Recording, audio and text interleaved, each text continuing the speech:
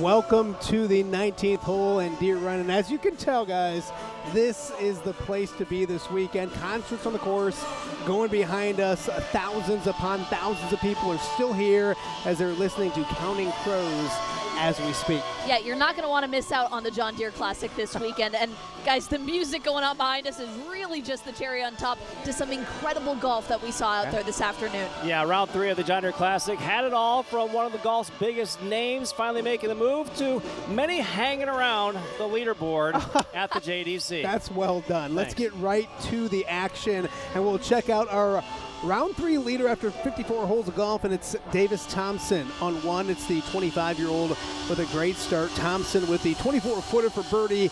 He would drain that. Thompson gets to 13 under par. He would birdie 2, and then on 5, it's the Georgia standout jump-starting his round with this. From the sand to the bottom of the cup.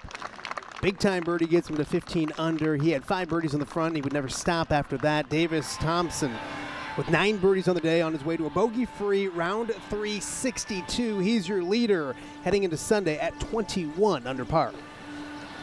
I'm sure I'll have a number in my mind tomorrow once I look at the conditions and hole locations, but my goal tomorrow is just hit the first tee shot on 1 and then the second shot and then the third shot and just stack good shots on top of each other.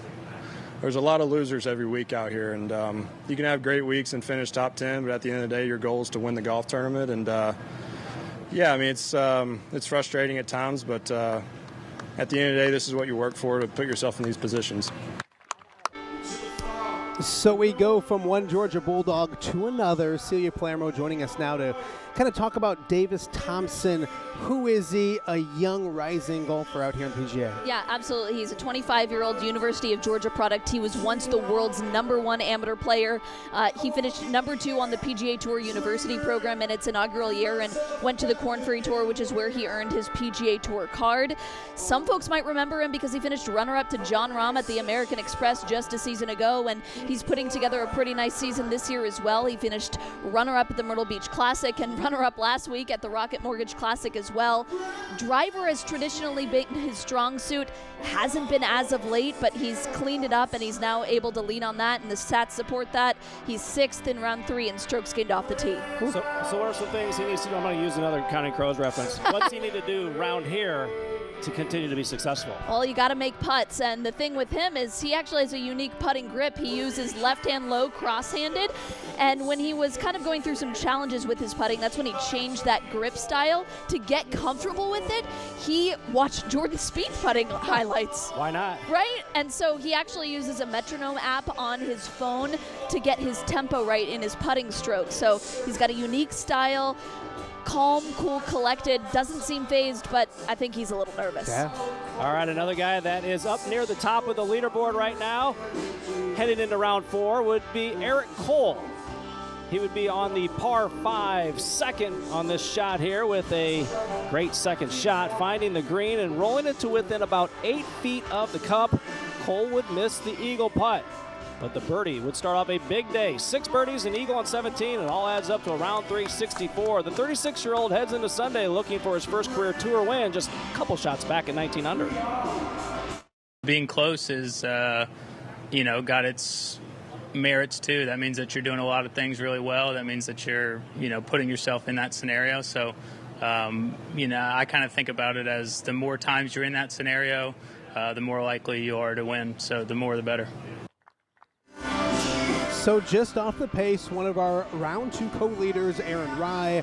On 1, it's the Englishman going from 100 yards out, sticking it within 4 feet of the cup. The easy birdie starts his day off in style, gets him to 15 under. Then on 2, a par 5, the 29-year-old once again with his second shot from 237 yards out. This one a thing of beauty. He places it 5 feet from the cup. He would miss the eagle, but he would 2-putt birdie to get him to 17 under. Then on 4, it's Rye, the 10-footer. That got him even better on the scoreboard, got him up to 18 under. Rye fires a round 3, 5 under 66. He's 2 shots back at 19 under par. I think it's very difficult to try and force great weeks. I think a lot of those just happen as a result of playing good golf and doing the right things and just trying to roll with the momentum. So, felt in a really good place coming into this week and just tried to approach it in the same way from Monday to Wednesday, and obviously played some really good golf over the last 3 days to put us in this position. So let's check out your updated Blackhawk Bank and Trust leaderboard. Davis Thompson right there at 21 under par. Eric Cole, Aaron Rye also there at 19 under as well. Hayden Springer 17 under. CT Pan 17 under. Michael Thorbornson, a bunch of people right there at 16 under par. Well, huge crowds flocked to Deere Run early this morning to see Jordan Spieth take aim at Deere Run once again, and he did not disappoint. After birdies on 2 and 4, it's the two-time JDC champion on 5. His second shot from 120 out, he puts it 6 feet from the cup. Spieth with his third birdie of the day to get him to 9 under par, but he was just getting started. Spieth would birdie 6 and 7, and on 8, the flat stick stayed on fire. The birdie from 18 feet away, his 5th straight. Suddenly, this place was buzzing. The JDC legend got to 12 under par. And on the par 5 10th, Spieth's third shot right at the flag once again. And watch him spin it back nicely within a foot of the cup. Another birdie gets Spieth to 13 under par. He would birdie 12 and 17 as well. 9 birdies, 1 lone bogey adds up to a round 3 63. Jordan Spieth heads to Sunday 7 shots back, but at 14 under par.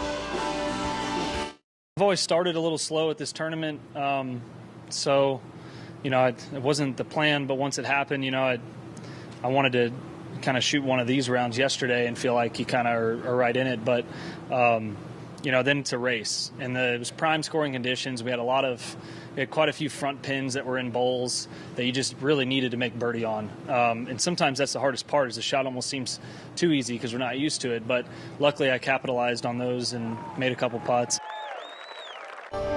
So Jordan Spieth doing Jordan Spieth things out here. What was the difference between rounds 1 and 2 and what he did here today? He just said it right there. He made a couple more putts today. And he said this afternoon after his run that he was hitting good putts yesterday, but he was leaving them short. And so he went into today determined not to leave those crucial putts short. And the stats support that as well. Strokes gained putting in round 1, 93. He ranked 93rd. In round 2, 74th. Today, 2nd in strokes gained putting. So that was the difference maker for him. But he does say that it would take something extremely flawless to have a chance tomorrow. I mean, he's a couple back, but it would take a pretty perfect run of golf. There'll be a lot of people cheering him on, that's for sure. Well, another legend that everybody likes to come out here and watch is Zach Johnson. He made the cut for the 19th time here at Deere Run. For the Cedar Rapids native, looking to get in contention on moving day on number 1. His second shot, it's a thing of beauty. The 2012 champ sticks it 8 feet from the cup. ZJ starts his day off with a birdie to get to 11 under par. Then we move on to number 5. He'll stay hot with that putter, as Zach would have one from about 30 feet away. He's going to read it perfectly, and he'll bury it. It was an up-and-down day for the JDC legend, a pair of bogeys and a double. Around 371, he's at 10 under par. Definitely focus on the good, flush out the negatives. That's what we do. That's our job. I mean, I'm pretty resilient in that regard. But like I said, the work I put in, I know it hasn't surfaced yet, so it's just a matter of time. But there's still a lot of confidence in there.